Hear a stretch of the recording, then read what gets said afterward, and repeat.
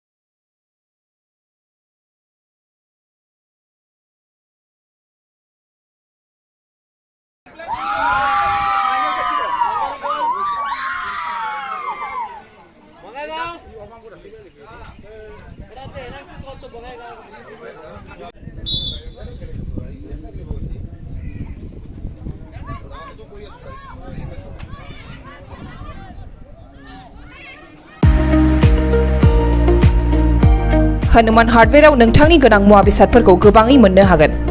बाक्सा जिल्लानि सालबारि महकुमानि सिङाव थानाय मानास नेशनेल पार्कनि साखाथि मायांपारा गुदिली बाजाराव गोदानै बेखेवबाय हनुमान हार्डवेर मुंनि गंसे हार्डवेर गला। बे गलायाव बाला, अन्थाइ, इटा, सिमेन्टजों लोगोसे टिन, चेयार, डाइनिं टेबल, प्लाइबोर्ड, न'आव फुनग्रा गाब आरो हार्डवेरनि गुबुन गासै गोनां मुवा बेसादफोरखौ बाङाइ बेसेनावनो मोननो हागोन। नोंथांनो जुदि बेफोर गोनां मुवा बेसादफोरखौ गोनांथि जायोब्ला नैबे मबाइल नाम्बाराव फोनांजाब खालामदो। Mobile number 9394712499। नोंथांनो गोनां जानाय हार्डवेरनि मुवा बेसादफोरखौ हनुमान हार्डवेरा जगायनानै होगोन।